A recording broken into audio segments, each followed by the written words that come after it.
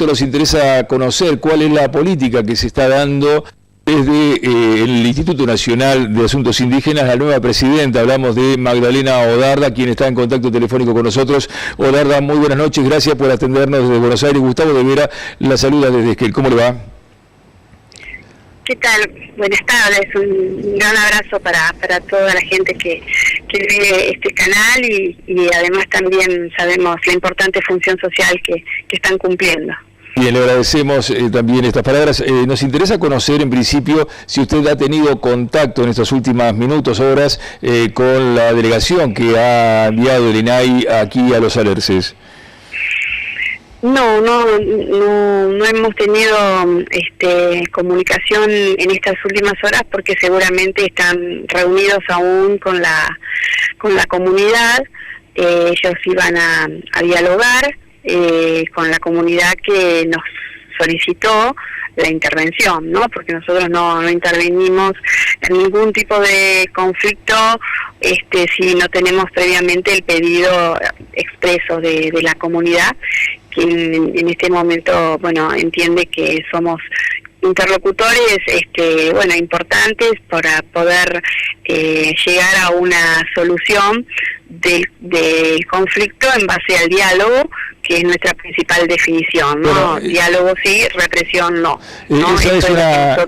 Eso es algo que veníamos percibiendo, discúlpeme, perdón que le interrumpa, ¿verdad? Pero eso es algo que veníamos percibiendo en las últimas horas y con el contacto con el Juzgado Federal, tanto con el Parque Nacional Los Alerces, que incluso fue el organismo Parque Nacional que solicita la intervención del INAI, también con algunos voceros de Gendarmería con quien informalmente hablábamos. Están todos en un compás de espera, planteando esta, primero, necesidad de un diálogo. Los propios integrantes de la comunidad con quienes ayer hablábamos en el lugar planteaban que, más allá de su desconocimiento al Estado argentino como autoridad y a Parques Nacionales, si había una posibilidad de diálogo era a través de una mesa convocada por el INAI y con todas las comunidades de pueblos originarios que están en conflicto en esta zona.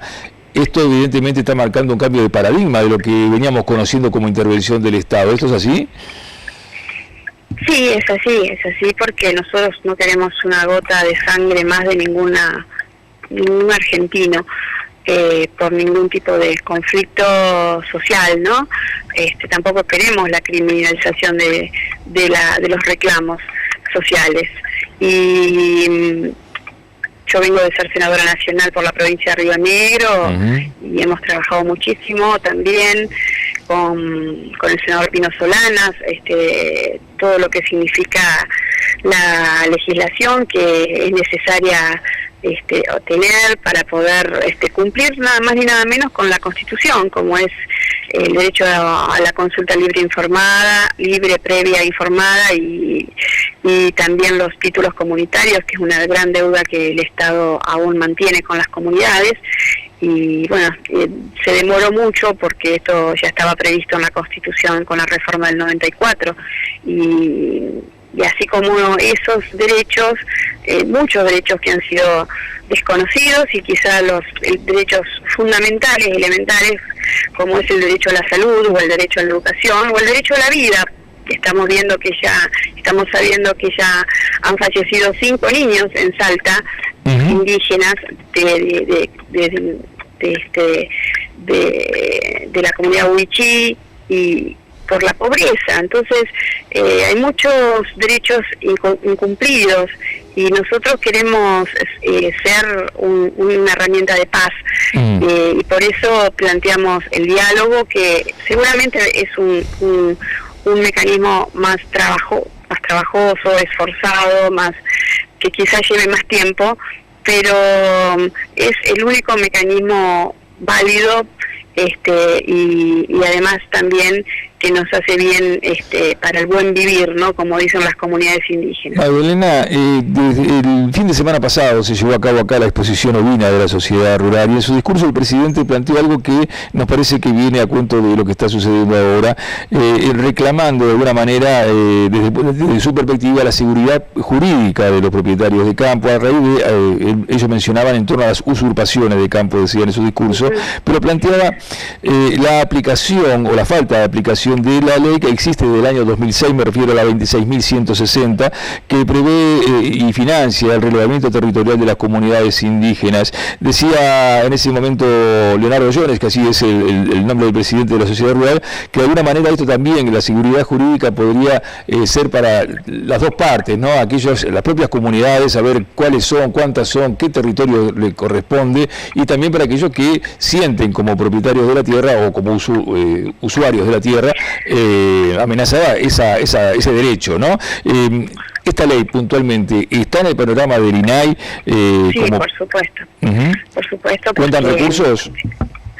Bueno, el tema de los recursos estamos dialogando para poder tener los recursos necesarios para cumplir con todos los objetivos, no solamente con el objetivo de la ley 26.160, que es finalizar los relevamientos de una vez por todas y entregar los títulos comunitarios a las comunidades, ¿no? Pero además también dar seguridad, porque esta ley lo que está haciendo también es proteger a las comunidades de los desalojos, y muchos jueces ni siquiera lo aplican o la desconocen, y ni hablar de otros funcionarios que ni siquiera saben que existe la ley 26.160, ¿no? Por eso nosotros también hablamos de una capacitación al estilo de la ley Micaela, que es para para que todos los funcionarios tengan capacitación en relación a toda la legislación de defensa del género, también que conozcan la legislación indígena, que conozcan el convenio 169 de la OIT, porque todo va a ser más fácil cuando realmente entendamos que todos tenemos los mismos derechos, que no hay ciudadanos de primera y ciudadanos de segunda, que no va a haber más privilegios con el gobierno de nuestro gobierno, de Alberto Fernández, y que para eso necesitamos paz social, y para que haya paz social que se necesita justicia social. Así que nosotros queremos intervenir y aportar desde con nuestro organismo como una herramienta, como te dije recién, de pacificación, de paz, de mediación, de diálogo, y bueno, eso es lo que hemos hecho, y yo quiero agradecer a todos los que entendieron esta decisión de ir por el diálogo y no por la represión. Por eso el Ministerio de Seguridad jamás envió a ninguna fuerza de seguridad al Parque de los Alerces, y en caso de parques nacionales también hay que entender que la conducción de parques nacionales cambió, no es la misma del macrismo. Por lo tanto sigue este lineamiento del propio gobierno nacional. María Elena, ya por último, si es que de mi parte quiero decir, ¿no? Estamos hablando de leyes, de aplicación de leyes, de legislación, de derechos que son establecidos por el Estado argentino, Estado que estas comunidades manifiestan desconocer. ¿Cómo se establece la posibilidad de aplicar derechos sobre aquellos que no reconocen esta autoridad, ¿no? Este contexto también de derechos y de legislaciones? Bueno, por supuesto que el Estado argentino, tenemos que ser sinceros, que tiene una deuda muy grande con los pueblos indígenas, porque en el pasado se ha cometido un genocidio que aún el Estado no lo ha reconocido como tal, inclusive de delitos que hay que catalogarlos como delitos de lesa humanidad, ¿no? Cada vez que conocemos más lo que se hizo en el pasado con nuestros niños, con los niños indígenas, con las mujeres indígenas, los esclavos que se tenían en aquel momento de la mal llamada conquista del desierto. Pero más allá de eso, todos nosotros siempre escuchamos alguna opinión respecto del Estado, y tenemos que respetar la opinión como tal. Es una opinión y tenemos que respetarla, pero por supuesto nosotros tenemos que ahora representar un Estado que cumpla con las leyes y que deje de lado todos los privilegios que sí tienen algunos grandes magnates, lamentablemente en nuestra Patagonia, que hasta niegan el cumplimiento de sentencias judiciales, y pareciera que para ellos no hay leyes, ¿no? Es como un Estado dentro de otro. Y eso también debería preocuparnos, ¿no? Todos tenemos que cumplir la ley porque somos todos ciudadanos que tenemos el derecho a la igualdad ante la ley. Quizás sea muy prematuro plantear las cosas en este término, pero ¿puede ser una perspectiva futura la construcción de un Estado plurinacional como ha sucedido en Bolivia? Bueno, sería muy interesante, porque hay ciudades que ya son interculturales, como por ejemplo la ciudad de San Carlos de Bariloche, es una ciudad que por ordenanza se la ha declarado ciudad intercultural, San Martín de los Andes. Bueno, tenemos que ir hacia eso, porque nosotros no podemos ver a las comunidades indígenas o a los ciudadanos que provienen de países vecinos y que han venido a trabajar a nuestro país, como establece la Constitución, que por supuesto le da un valor importante y necesario. Ellos no son el enemigo del Estado ni el enemigo interno del Estado. Quizá los enemigos son los que se llevan el dinero del país, bueno, los que matan por la espalda a ciudadanos,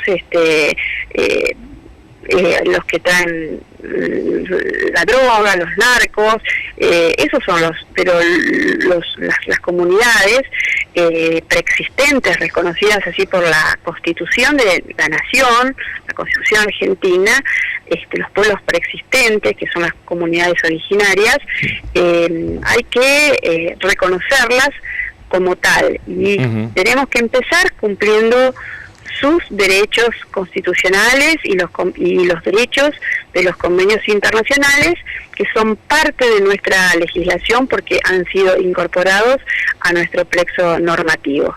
Así que como abogada que soy también, yo no me quiero salir de lo que es la Constitución Nacional y los convenios, como el convenio 169 de la OIT, que ha sido firmado por Argentina, que es el derecho de consulta, y que resulta que no se cumple en absoluto.